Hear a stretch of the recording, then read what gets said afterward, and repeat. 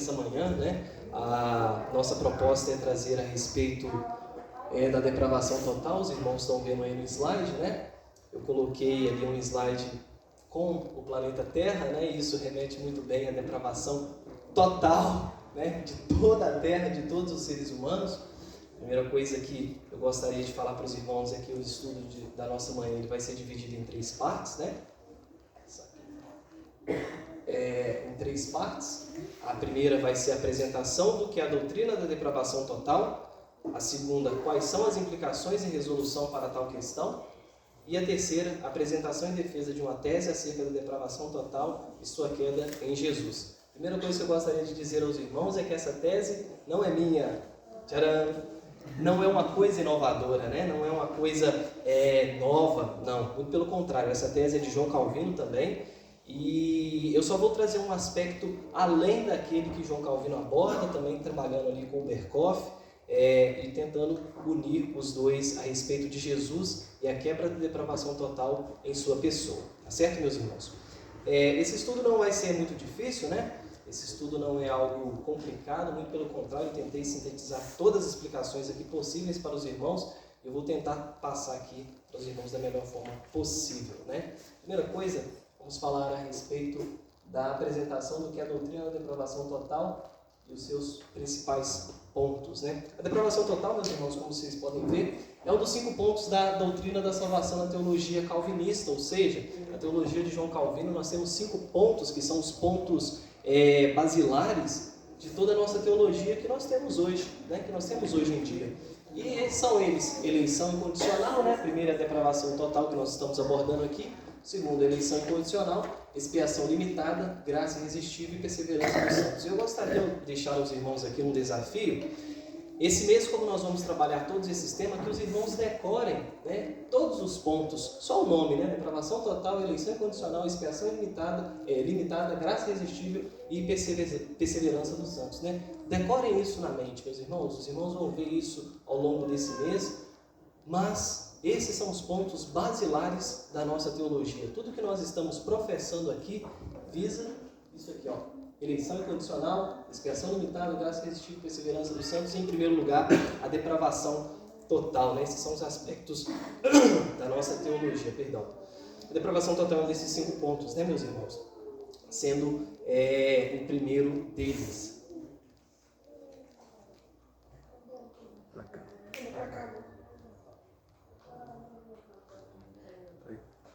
Você passa aí. A depravação total é também a crença, né, de que, como resultado da queda de Adão, toda a humanidade está totalmente corrompida pelo pecado e é incapaz de se salvar. Os irmãos vão se lembrar muito bem das palavras de Davi, ali no Salmo 51, versículo 5, obrigado, meu irmão, ali no Salmo 51, versículo 5, onde ele diz: eu nasci na iniquidade e em pecado me concebeu minha mãe. Ou seja, todas as nossas ações, meus irmãos, elas estão envolvidas em pecado. E como nós observamos isso, né? Uma vez que todas as vezes que nós falamos a respeito de pecado, nós estamos remetendo ao nosso coração. Todo mundo que fala em relação ao pecado é só o coração é pecaminoso. Mas nós nos esquecemos muitas das vezes, meus irmãos, que as nossas mentes também são pecaminosas. Os nossos pensamentos também são pecaminosos. As nossas ações também são pecaminosas. Tudo que nós fazemos voltado sem Jesus Cristo é pecaminoso. O pecado ele foi um agente tão cruel e tão abominável que ele conseguiu afetar todas as áreas da nossa humanidade. E nós vamos também provar isso para os irmãos mais à frente, né? Ou seja, ele trabalha em todas as áreas da vida, incluindo sua mente, suas emoções, suas vontades. Então, se você deseja algo estando longe de Cristo Jesus, né? E eu gosto de enfocar nessa estar longe de Cristo Jesus, você está pecando. Por mais que você deseje algo bom, e nós também vamos tratar a respeito disso, de que até mesmo as ações boas que nós pensamos que fazemos de forma correta e de forma certa, na verdade é pecado, tá? Pode passar para ele, fazendo favor. Essa doutrina tem suas raízes nas Escrituras, né? Mais especificamente em Romanos 3, do versículo 10 ao 12, onde diz: não há justo nenhum sequer, não há quem entenda, não há quem busque a Deus. Todos se desviaram, tornaram-se juntamente inúteis, não há quem faça o bem, não há nenhum sequer. Não há pessoa que esteja dentro de santidade ou dentro de algo correto ou que seja boa. Não existem pessoas assim, meus irmãos. E quando nós falamos isso, é notável nós observarmos que os homens por completos, desde a queda de Adão até as nossas vidas hoje, eles pecaram. Apenas um não peca, nós vamos ver isso depois, mas todos os homens nasceram na iniquidade, homens aqui eu digo homens e mulheres, né? Nasceram na iniquidade e em pecado foram concebidos por suas mães, né? Todas as pessoas estão sujeitas ao pecado e todas as pessoas pecam. Não há uma pessoa que não tenha pecado e não há uma pessoa que não há de pecar. E aquele que diz que não peca, acabou de pecar. Isso é lógico. Mas quando Paulo fala aos romanos ali, ele está remetendo, olha, nem eu, nem os profetas, ninguém ficou isento do pecado. E esse pecado afetou todas as áreas das vidas. Todas mesmo. Qualquer área aí que você pensar em relação a minha bondade ali que eu fiz com meu irmão, agora há pouco ali atravessando de um lado para o outro da rua, foi algo não pecaminoso. Se sem a presença do Senhor Jesus em seu coração, se sem a consciência de que aquilo é uma graça comum de Deus, foi sim algo pecaminoso. O pecado ele atinge também as áreas das nossas bondades, né? Como nós também vamos trabalhar daqui para frente. Agora não está aí no slide, mas pode passar, por favor. Mas, trazendo em resumo, eu vou falar também um pouco a respeito das contrapostas a respeito da depravação total, né? Existem algumas críticas e alguns críticos eles argumentam a respeito do tema depravação total, uma vez que eles olham que isso é muito pessimista e quer dizer que, tipo assim, parece que o homem não é nada, não tem condição nenhuma, não consegue fazer nada sem Deus, né? E a Bíblia não parece caminhar muito para isso, uma vez que ela diz que há homens que exercem justiça, como nosso irmão Naum disse aqui, Jó era considerado como um homem justo, né? Mas quando nós olhamos para as Escrituras de forma mais específica, nós vamos ver Deus olhando para a terra e dizendo, não há justo sequer, não há nenhum justo, né? E eu não vou enfocar muito aqui nessa questão de pecado, meus irmãos, uma vez que os irmãos já devem se lembrar, viram essa questão na queda, né? Naquele ponto de queda. Quem trouxe, pastor? Ponto de queda? O Tiago, né? Então ele deve ter trabalhado muito bem essa questão de pecado, né? E como o pecado atingiu o homem, como o pecado atinge o homem ali no jardim do Éden, como o pecado atinge a mulher ali no jardim do Éden também, e como ele adentra na humanidade. Mas nós vamos tratar aqui das consequências desse pecado e de até onde esse pecado foi em nossas vidas. Certo, meus irmãos? Só para os irmãos entenderem esses contrapostos aí. Então, há alguns que dizem que a depravação total ela é muito pessimista, que não parece que as Escrituras caminham por essa linha de pensamento. Mas, na verdade, quando nós olhamos, por exemplo, para textos como esse de Salmo 51, nós vemos que, de fato, meus irmãos, o pecado atinge todas as áreas das nossas vidas e é necessário, então, que haja uma solução. Que nós vamos ver para frente também. Em resumo, a depravação total é a doutrina central da teologia calvinista, que afirma que a humanidade está completamente corrompida pelo pecado e é incapaz de se salvar. Não há salvação na depravação total. A humanidade é totalmente incapaz de se salvar. E quando nós falamos que ela é incapaz, nós estamos falando, olha, mesmo que você deseje com todas as suas forças, mesmo que você deseje com todas as suas vontades ir para o céu, você não consegue. Mesmo que você faça tudo, você economize R$1 milhão e depois reparta esse R$1 milhão em orfanatos, em pessoas pobres, você ainda assim não conseguirá se salvar. É impossível adquirirmos a salvação por meio dos nossos próprios méritos ou por meio de nossas próprias ações. Pode passar, por favor? E agora eu vou trabalhar com os irmãos aqui, como dito, né, o segundo ponto, dos 5 principais aspectos e pontos da teologia calvinista acerca da depravação total. Eu fiz essa divisão, meus irmãos, para facilitar para os irmãos, porque geralmente quando a gente sistematiza mais, a igreja tende a absorver melhor. Então, eu fiz essa divisão, começando ali pela herança do pecado original, pecado original, como os irmãos vão lembrar, ele vem ali de Adão, né? Quando Adão cai, come do fruto do conhecimento do bem e do mal, juntamente com sua esposa, né? Começando por Eva e depois indo até Adão, ele cai. Ele tem uma queda. O pecado adentra em sua vida. Mais especificamente, meus irmãos, quando nós lemos em Gênesis 3, 7, a parte A, abriram-se-lhe os olhos. Esse é o ponto marco da palavra de Deus, da entrada do pecado no mundo. Foi a partir de Gênesis 3, 7 que a depravação total começou a existir. Entendido? Esses aspectos de a Bíblia olhar para o homem e falar assim, olha, abriram-se-lhe os olhos, né? Suas bocas, depois nós vamos ver isso também, suas bocas falam, proferem veneno, suas bocas proferem engano.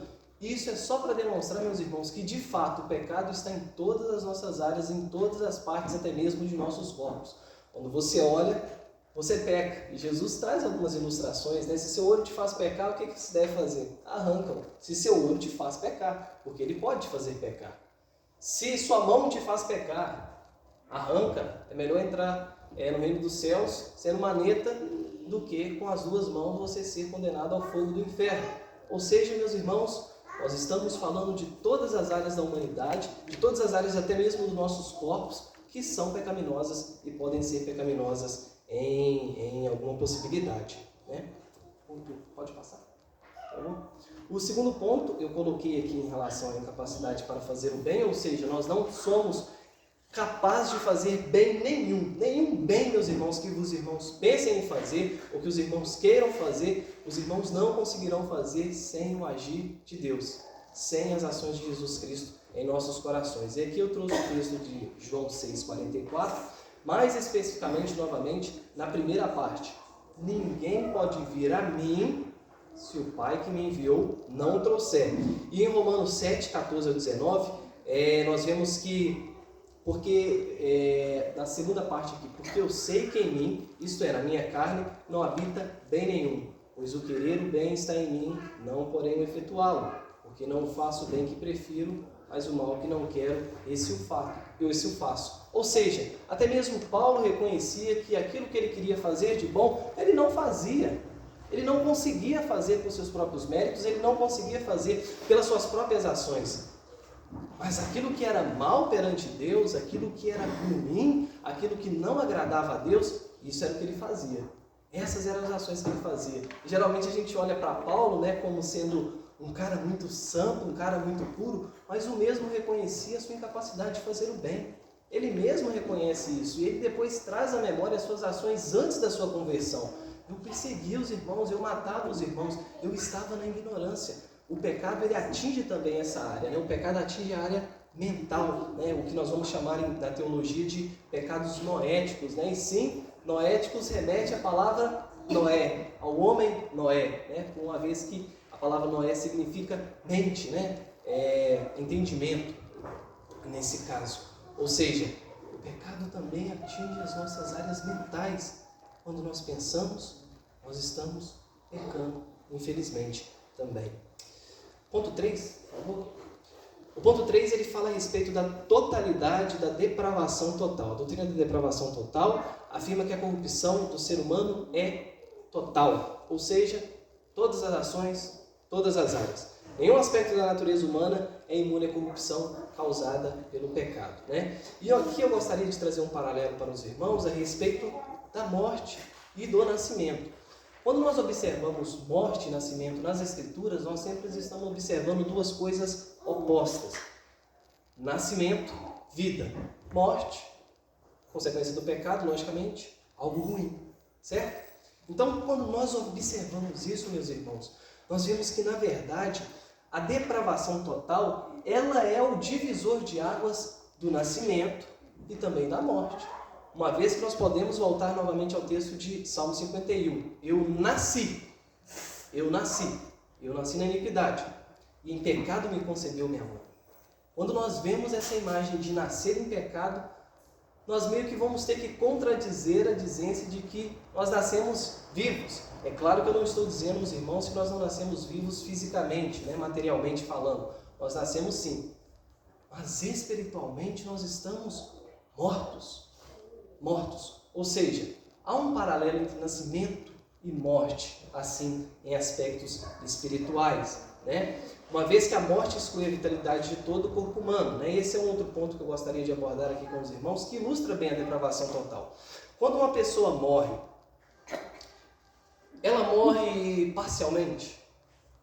Eu acho que não, né? Existem mortes cerebrais, né? Todo mundo conhece aí, mas não estou falando especificamente desse caso, eu estou falando de alguém que morreu mesmo. É só o coração dela que para de bater? Não. É só a mente dela que para de funcionar? Não.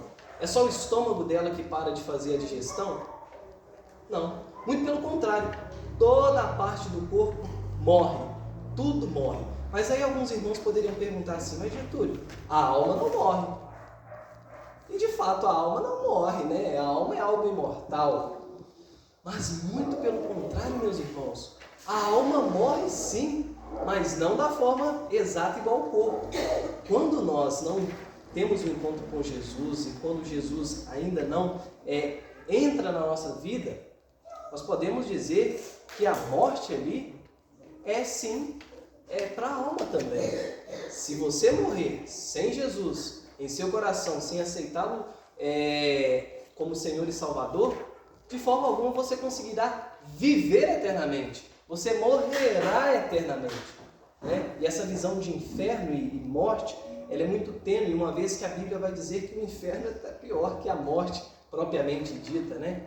É muito pior, é a morte eterna, meus irmãos. Ou seja, todas as partes dos nossos corpos, até mesmo a nossa alma, que é o lado espiritual do nosso ser, morre. Tudo. E tudo isso, meus irmãos, porque o pecado afetou tudo. Ou seja, nós só morremos porque pecamos. Não pecamos porque morremos, né? E pelo contrário, nós só morremos porque pecamos. A morte é a consequência de nossos pecados, assim como foi consequência dos pecados de Adão e Eva. Então, quando nós observamos esse aspecto da morte em todas as partes do nosso corpo, até mesmo da nossa alma, nós podemos dizer, de fato, o pecado atingiu todas as partes do nosso corpo. Porque se o pecado não tivesse atingido, por exemplo, a sua mente, ela não morreria. Não morreria. O salário do pecado é a morte. Então, se a sua mente morre, é porque ela peca. Se seu coração não tivesse sido atingido pelo pecado, então ele não morreria. Porque o salário do pecado é a morte. Logo, o seu coração também é pecaminoso.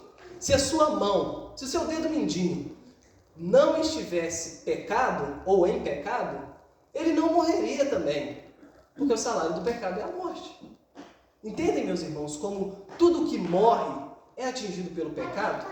No homem, especificamente, tudo que nós temos em nosso corpo que é passível de morte, é porque foi atingido pelo pecado. Isso ilustra muito bem que, de fato, a doutrina da depravação total, ela é verídica, ela é real. Calvino não estava viajando nessa parte aqui, né? Muito pelo contrário, ele foi bem incisivo em falar que, de fato, o homem é totalmente pecador e todas as suas inclinações são para o mal, né? E aqui eu dou também o exemplo do Salmo 51 novamente, né?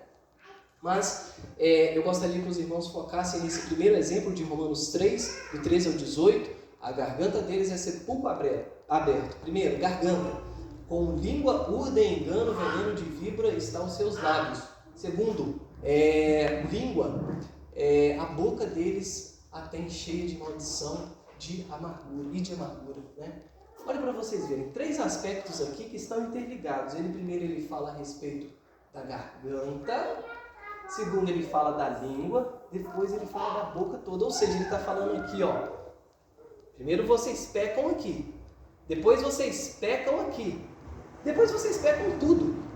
Entendem essa progressividade do pecado? Todas as áreas da nossa vida também são assim, são pecaminosas, né? Paulo parece que está mostrando assim, olha, vocês estão pecando aqui, vocês estão pecando aqui, vocês estão pecando aqui, vocês estão pecando aqui, vocês estão pecando aqui, aqui. Em todas as partes dos nossos corpos, nós temos pecado. Não há uma célula sequer que nós podemos dizer, essa é sem pecado, essa não tem pecado nenhum.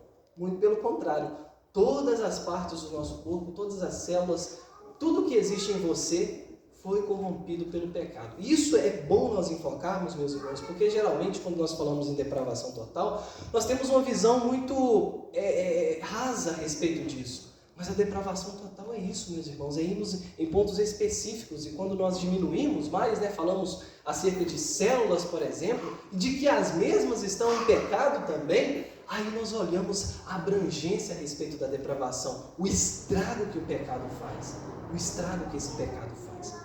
Mas já passando para outro ponto, para a gente não se prolongar muito, ponto 4, nós vemos aqui a necessidade da graça divina.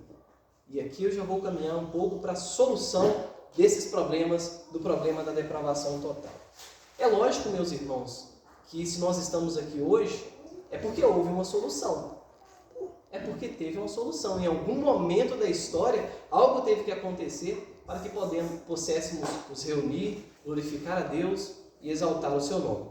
E nós vamos ler, ali, a doutrina da depravação total afirma que a salvação só é possível através da graça divina que é concedida aos seres humanos como um dom gratuito, independente de seus próprios méritos. Sem graça divina, os seres humanos são incapazes de se libertar da inclinação para o mal e alcançar a salvação. Ou seja, meus irmãos, em outras palavras, a graça é a única coisa que nos mantém vivos.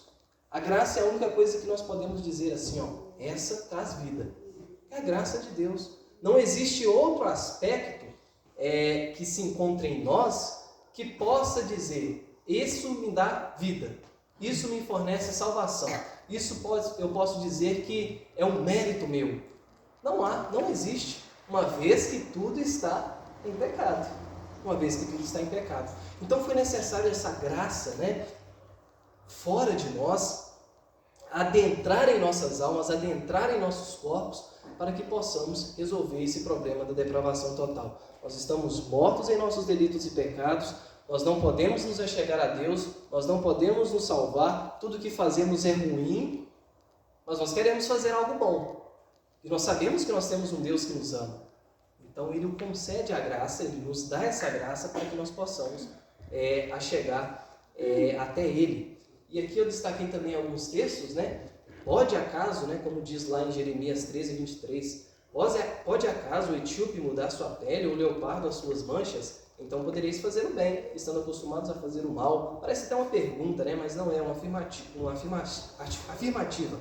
Em Efésios 2, 8 também nós vemos, porque pela graça sois salvos mediante a fé, e isso não vem de vós, é dom de Deus. Ou seja, realmente foi necessário uma ação fora de nós, uma ação divina, uma ação extra, para que nós possamos encontrar-se com Deus, para que nós pudéssemos resolver essa questão a respeito da depravação total. Paulo também diz que o homem natural, isto é, o irregenerado, não aceita as coisas do Espírito de Deus, porque eles são loucura, e não pode entendê-las, porque elas se discernem espiritualmente.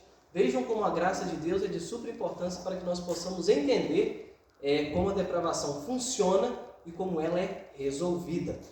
E o quinto e último ponto, meus irmãos, pode passar, por favor? Fala a respeito da predestinação. Aqui eu vou entrar, vou roubar um pouquinho do tema dos outros irmãos. Acho que o Tiago vai lidar com eleição incondicional, mas é só para mostrar para os irmãos que existe uma gama de teólogos que vê a questão da depravação total como uma explicação também para a predestinação. A predestinação é, em suprassumo também, um dos nossos pilares, um dos pilares da nossa teologia. E aqui, quando nós olhamos para a depravação total, para o homem totalmente depravado, nós temos embasamento para dizermos que existe a eleição. Uma vez que todos estão condenados ao inferno, e Deus tira alguns da condenação ao inferno e os elege para o céu. Esse é o embasamento dos teólogos e também da nossa teologia, para dizer que, na verdade, a depravação total é, sim, prova de que a predestinação de Deus ela é bíblica e é verídica. Todos esses pontos podem ser resumidos também, meus irmãos, em Romanos 8, do 28 ao 30. Sabemos que Deus age em todas as coisas para o bem daqueles que o amam, dos que o foram chamados de acordo com o seu propósito, pois aqueles que de antemão conheceu, também os predestinou para serem conformes à imagem de seu Filho, a fim de que ele seja o primogênito entre todos os irmãos. e aos que predestinou também chamou, também justificou, aos que justificou também glorificou. Esse aspecto, meus irmãos, da depravação total está totalmente voltado à predestinação. Você não pode dizer, segundo a nossa teologia é correta em dizer isso, que Deus elegeu pessoas para o inferno. Isso é irreal, é antibíblico. Muito pelo contrário, nós nos elegemos para o inferno. Nós fizemos ações passíveis de inferno. E Deus foi justo quando nos condenou ao inferno. Ele disse para Adão e Eva: se comerdes da árvore do bem e do mal, certamente morrereis. Certamente morrereis. E eles comeram. Então a condenação veio. O salário do pecado, a morte. Mas, meus irmãos, quando Deus tira alguns desse caminho da condenação, do inferno, ali Ele está concedendo graça. Ali Cristo está concedendo graça às pessoas que seriam eleitas para a salvação por meio do sangue de Jesus Cristo para conseguirem herdar a vida eterna. Não é, por exemplo, uma ação injusta de Deus. Muito pelo contrário, é graça. Agora nós também não podemos explicar assim, mas por que Deus me elegeu? E há irmãos que vão mais além, os extremos calvinistas, que dizem assim: mas porque eu sou eleito, então eu não preciso fazer absolutamente nada. Eu não preciso orar, eu não preciso pregar, eu não preciso ir na igreja. Mas nós não vemos essas imagens na palavra de Deus. Muito pelo contrário, como é que você sabe que você é um eleito de Deus e que a depravação total em seu coração foi quebrada? Fazendo essas coisas. Quando você, por exemplo, ora a Deus, é porque você crê em Deus. Ou seja, para você crer em Deus, você teve que receber a graça do Senhor Jesus. Quando você vem à igreja, é porque você tem convicção de que ali você irá adorar a Deus. Você irá dar resposta daquilo que Deus tem feito pela sua vida. Ou seja, você crê em Deus e você crê no seu poder. Isso pela sua graça. Porque nós estamos sempre voltados ao que, meus irmãos? Ao pecado, a fazer o que é ruim. Nós não queremos fazer o que é bom. Por isso, quando nós estamos lá em nossos sofares assistindo televisão, novela, jogo, o que for, nós às vezes sentimos um desejo de vir para a casa do Senhor. Nós às vezes sentimos a indisposição de virmos e adorar ao nosso Deus. Pecado, pecado. Até em nós que somos eleitos do Senhor, o pecado ainda afeta, e nós também vamos falar a respeito disso agora, especificamente. Não precisa passar, porque os próximos já são a resolução.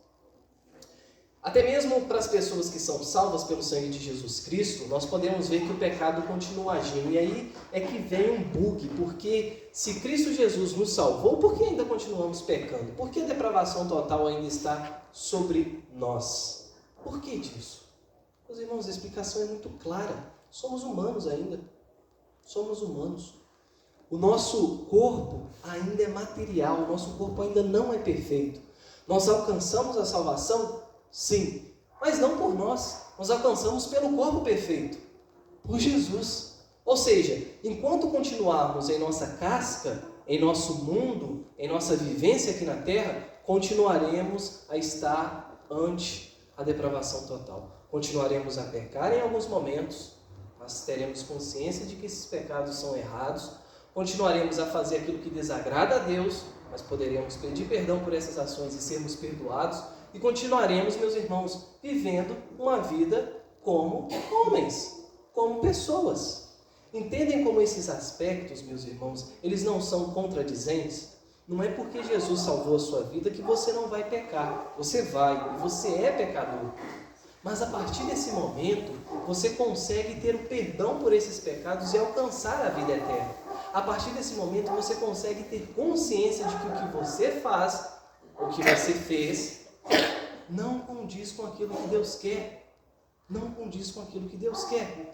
E isso por conta da sua graça. Eu gosto de sempre voltar a essa questão de graça, meus irmãos, para não deixar sombra de dúvida de que nós não temos mérito em nossas ações.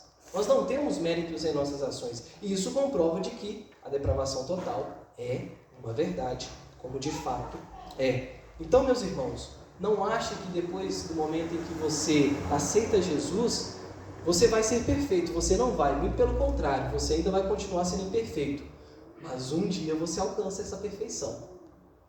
E nós sabemos muito bem que dia é esse, né? Ou nós vamos ao encontro de Jesus, ou ele virá ao nosso encontro e nos dará esses corpos perfeitos. E aí sim, a depravação será totalmente extinguida de nossos corações, de nossos corpos, de todas as áreas das nossas vidas. Aí sim nós podemos dizer que estamos isentos do pecado. Tá certo? Pode passar. Já caminhando para o final, meus irmãos, eu não vou me prolongar muito, mas eu gostaria de defender essa tese do João Calvino e do Berkhoff, falando a respeito da depravação total e de Jesus, e como eles fazem um paralelo entre si. É claro que eu não estou falando aqui que Jesus pecou, muito pelo contrário, Jesus não era totalmente depravado, e é isso que eu vou defender, mas há um paralelo em relação à depravação total e o ser de Jesus Cristo, tanto do seu nascimento como de sua morte.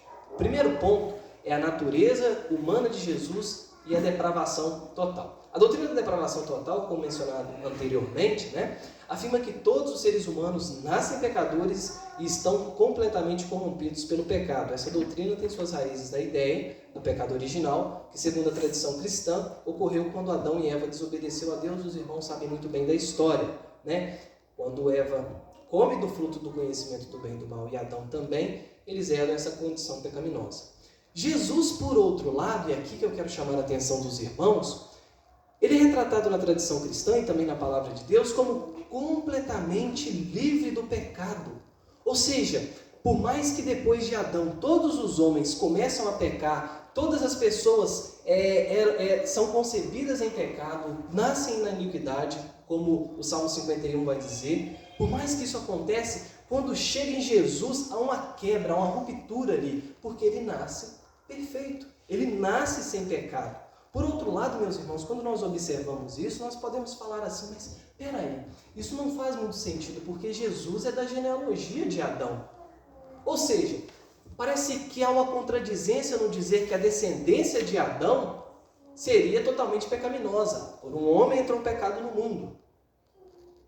Mas não, aí é só nós voltarmos para Gênesis 3:15, o próprio Evangelho. Quando nós vemos ali Deus falando assim, olha, vocês terão tudo isso, sofrerão da morte, terão que trabalhar, haverá dores no parto da mulher, e tudo isso acontece, mas há de vir um que esmagará a cabeça da serpente, essa lhe ferirá o calcanhar.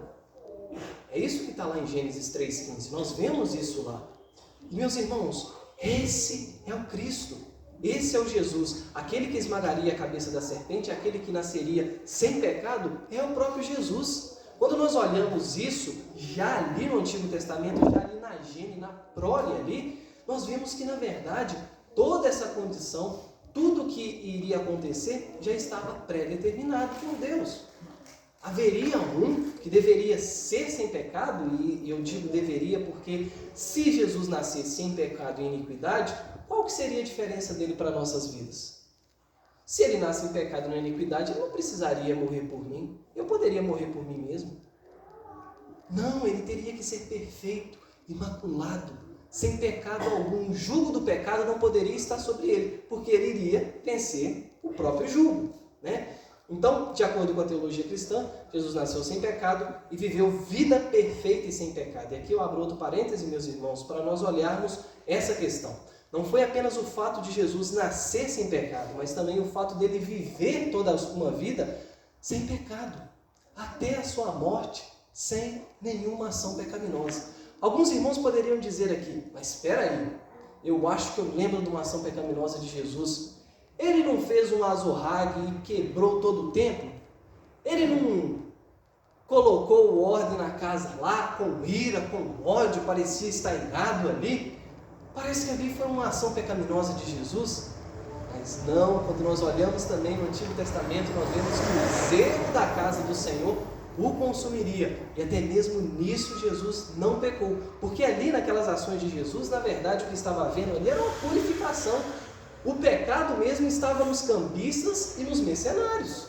O pecado estava no coração daqueles homens, não de Jesus, quando purificou o templo, uma vez que o templo era para a honra e glória de Deus.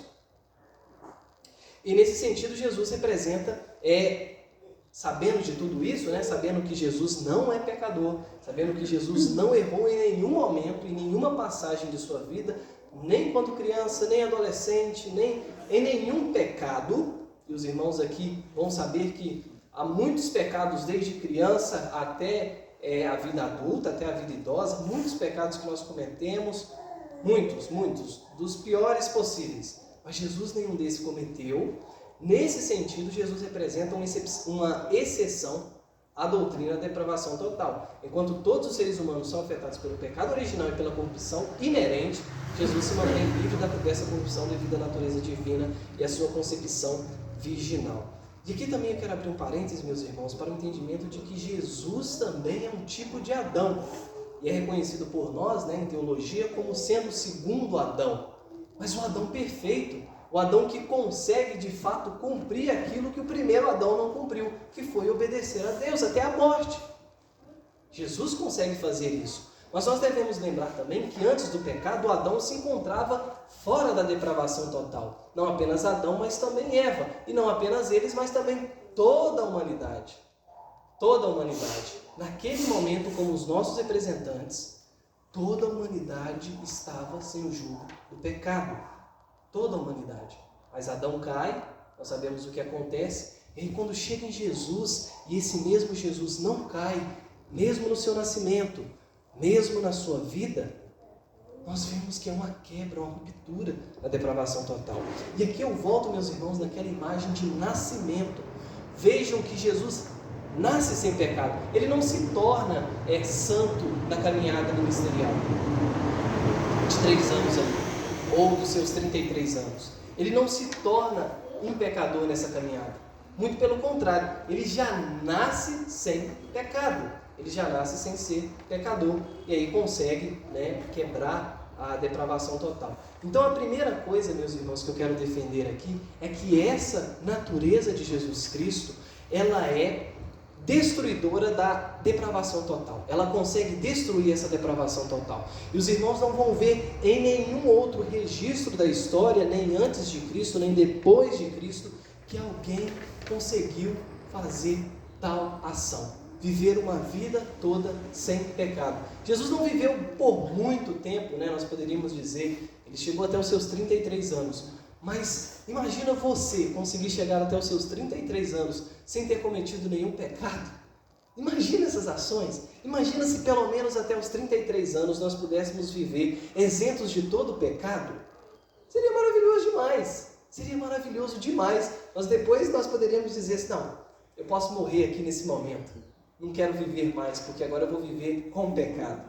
Seria muito maravilhoso. Mas Jesus conseguiu tal ação e outras pessoas não conseguem. Então nós já vemos aí uma solução para a depravação total. E o Berkhoff, ele trata a respeito desses aspectos, Ele vai falar, não vou traduzir aqui as palavras dele, mas ele vai falar que, na verdade, por mais que essa depravação esteja totalmente alocada em nossas almas, em nossas vidas, a natureza de Cristo Jesus, divina e humana ao mesmo tempo, essa singularidade, essa perfeição, que é muito difícil até mesmo para nós que estudamos teologia entender, ela consegue fazer uma ruptura nisso, ela consegue tirar tudo isso. Jesus é um homem ali, ele é um 100% homem, e ele consegue viver uma vida sem pecado.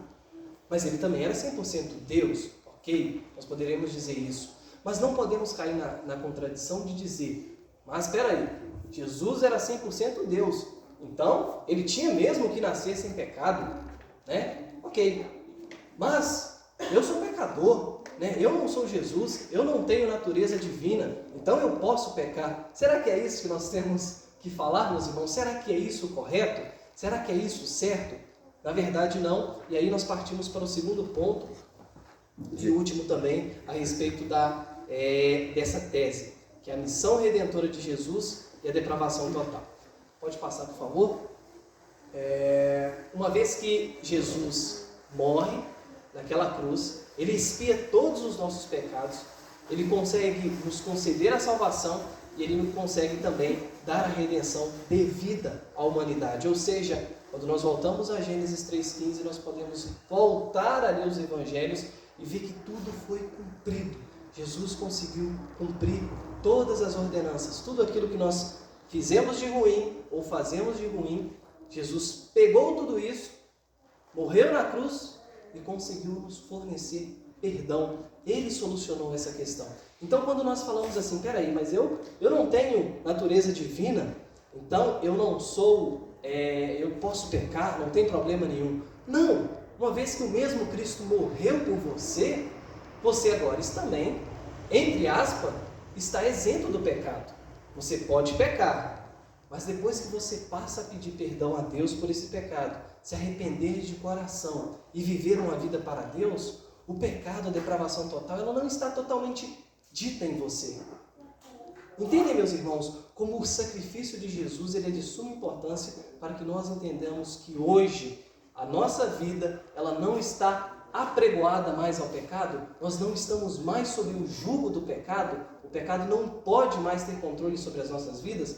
Nós sabemos que enquanto continuarmos aqui nessa terra, nós vamos pecar, mas agora temos salvação, agora nós temos redenção, perdão pelos nossos pecados. Portanto, o paralelo entre a depravação total e Jesus se manifesta na compreensão de que, embora a condição humana esteja profundamente afetada pelo pecado, a missão redentora de Jesus oferece esperança e salvação para aqueles que creem nele. Jesus, como o único ser humano sem pecado, torna-se o mediador entre a humanidade e Deus, possibilitando a redenção e a restauração da relação entre as duas partes. Então, esse é o suprassumo da defesa dessa tese de Calvino e de Berkhoff, onde a natureza de Cristo e o seu sacrifício, o nascimento, a sua vida, a sua morte e ressurreição, provam que a depravação total, por mais que seja uma doutrina triste, uma doutrina que nos destrua por dentro, ela foi quebrada. Não doutrina, tá, meus irmãos? Doutrina é o estudo a respeito da depravação total. Mas a depravação total, em específico, os nossos pecados, eles são quebrados por meio do sangue de Cristo Jesus. E essa ação foi necessária para que nós pudéssemos hoje glorificar esse Deus, servir a esse Deus e dizermos, olha, por mais que hoje nós podemos pecar, nós ainda estamos com a depravação total em nossa carne, um dia, pela graça de Deus que nos é fornecida, nós estaremos totalmente isentos, mas isso por conta do sacrifício de Jesus. Eu encerro aqui a minha tese. Pode.